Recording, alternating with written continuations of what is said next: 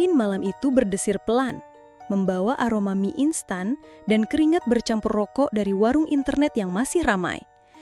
Jam menunjukkan pukul 2 pagi, dan di salah satu bilik paling pojok, seorang pemuda bernama Randi masih asik dengan game favoritnya, Mobile Legends. Layar monitor memancarkan cahaya hijau terang, memantulkan wajah Randi yang tegang, bercampur aduk antara amarah dan frustasi. Dia sedang dalam momen krusial, solo push rank demi menggapai a mythic glory, impian yang lebih mulia daripada status hubungannya yang sedang di ujung tanduk. Di sebelahnya, ponsel Randi bergetar tak henti. Puluhan pesan WhatsApp masuk dari sang kekasih, Citra, yang rupanya sudah berada di ambang batas kesabaran. Randi hanya melirik sekilas, mengabaikan notifikasi dengan keyakinan bahwa game ini lebih penting. Nanti juga baikan, gumamnya. Padahal, jauh di lubuk hatinya, dia tahu badai akan datang. Badai yang lebih mengerikan dari tim musuh yang full assassin. Randi, 23 tahun adalah definisi sempurna dari pemuda milenial yang terlalu asik dengan dunianya sendiri. Hidupnya berputar di sekitar 3 hal, game, meme, dan magical girl anime. Dia lulus kuliah hanya karena keajaiban dan keberuntungan semata, dengan IPK yang pas-pasan dan cita-cita hidup yang tidak jelas selain menjadi pemain pro. Orang tuanya sudah menyerah, membiarkan Randi hidup di kos-kosan dengan uang bulanan secukupnya, asalkan tidak menimbulkan keributan. Keseharian Randi adalah parade keabsurdan yang tak ada habisnya. Pernah suatu ketika, dia mencoba diet ekstrim hanya makan kerupuk dan air putih selama seminggu karena terinspirasi challenge di TikTok. Hasilnya, dia pingsan saat sedang antri di minimarket dan terbangun di puskesmas dengan perawat yang menatapnya heran. "Kamu kurang gizi, Mas," kata perawat itu. Sementara Randi hanya bisa merengek minta dibelikan nasi padang. Hubungan asmaranya dengan Citra juga tak kalah kocak. Mereka bertemu di grup Facebook pecinta waifu 2D. Dan entah bagaimana, Citra yang realistis dan Randi yang halu bisa nyambung. Citra adalah gadis yang cantik, cerdas dan punya segudang rencana masa depan. Randi, rencananya hanya sampai besok sore, yaitu menyelesaikan misi daily quest di gamenya. Citra sering mengeluh, Randi lebih perhatian pada hero di game daripada dirinya. Randi hanya akan menjawab, "Ya kan, heroku bisa nge-carry aku. Kamu cuma bisa nge-carry beban hidup." Puncak dari kegabutan Randi adalah ketika dia memutuskan untuk mencoba menjadi streamer game. Modal kamera pinjaman, headset gaming yang sudah buluk dan kepercayaan diri setinggi langit. Streaming pertamanya hanya ditonton 5 orang. Itu pun 3 di antaranya adalah akun bot, dan 2 lainnya adalah Citra serta ibunya yang iseng mengecek. Randi terus-menerus ngoceh tentang strategi game yang rumit, padahal dia sendiri sering kalah. Komentar yang masuk, "Bang, mandi dulu, bau kecut sampai sini." Randi tak menyerah. Dia yakin suatu hari nanti dia akan jadi PewDiePie versi Indonesia, cuma lebih sering ngopi. Meskipun absurd, ada sisi menarik dari Randi.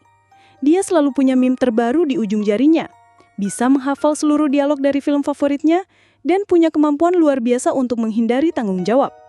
Dia adalah definisi good for nothing yang lovable, setidaknya bagi Citra, yang entah kenapa masih betah. Sampai malam itu, malam terakhir Randi sebagai manusia bernyawa. Kematian yang kocak. Kembali ke warung internet. Pertandingan Mobile Legends Randi semakin memanas.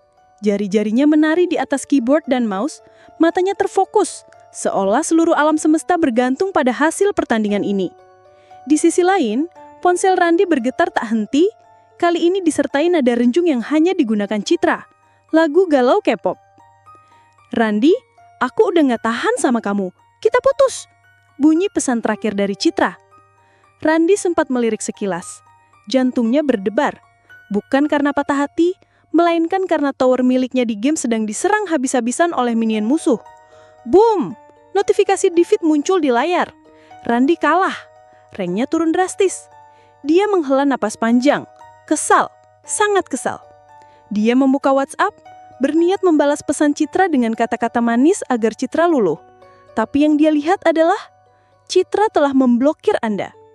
Seketika, dunia Randi runtuh, lebih parah dari tower yang baru saja hancur. Bukan karena putus cinta, tapi karena dia kalah game dan putus cinta di waktu yang bersamaan.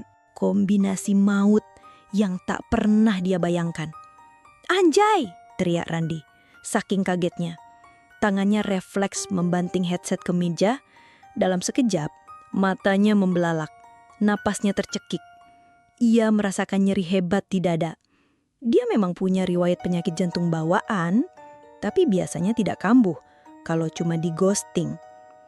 Mungkin kombinasi stres dari kekalahan game dan pemutusan sepihak ini yang jadi pemicunya. Orang-orang di sekitarnya panik. "Woi bro, kenapa lo?" tanya seorang bocah SMP di sebelahnya, yang sedang asyuk bermain Minecraft. Randi berusaha menjawab, tapi suaranya tak keluar. Ia hanya bisa merintih. Tangannya mencengkram dadanya, pandangannya mulai buram.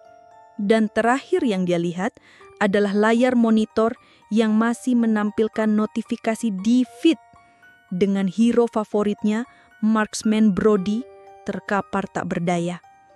Dan begitulah Randi menghembuskan napas terakhirnya di warung internet. Dengan headset terlempar, monitor menampilkan kekalahan, dan ponsel yang diblokir mantannya. Sebuah kematian yang jujur saja sangat random dan Randi banget. Beberapa hari kemudian, Randi terbangun.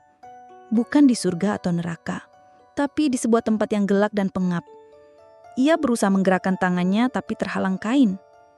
Ia berusaha melangkah tapi kakinya terikat. Ketika ia akhirnya berhasil mengintip dari celah kain kafan yang melilitnya, ia menyadari sesuatu yang mengerikan. Ia sudah jadi pocong. "Anjay, kok bisa gue jadi pocong?" teriak Randi. Suaranya bergema, membuat beberapa pocong lain di sekitarnya yang rupanya sedang asyik bermain domino pocong, menoleh dengan tatapan aneh. Randi melihat pantulan dirinya di genangan air, terbungkus kain kafan lusuh, dengan wajah pucat dan mata melotot. It's true. Sebagai pocong, Randi tidak bisa bergerak bebas. Ia hanya bisa melompat-lompat. Ini adalah masalah besar bagi Randi, yang terbiasa ngegame dengan jari-jari lincah. "Gimana caranya gue main Mobile Legends sekarang? Mana handphone gue?" keluhnya. Satu-satunya hal yang masih melekat erat di otaknya adalah insiden putus cinta yang memicu kematiannya. Randi gagal move on. Jiwanya gentayangan, terikat pada warung internet tempatnya meninggal. Kenapa? Karena di sana ada wifi gratis. Maka bermulalah kisah pocong Randi, pocong milenial gagal move on. Setiap malam, ia akan melompat-lompat memasuki warung internet yang sepi. Tidak ada yang bisa melihatnya, kecuali mungkin operator warnet yang sudah kebal dengan penampakan aneh. Dengan susah payah, ia akan mencari ponsel lama yang ditinggalkan pelanggan atau bahkan menggunakan komputer warung internet. Bagaimana cara pocong nge-spam chat? Dengan cara yang unik dan kocak tentunya. Randi akan masuk ke dalam komputer. Arwahnya menyatu dengan sistem dan mulai mengetik pesan. Tentu saja, karena dia pocong, jarinya tidak bisa mengetik dengan rapi.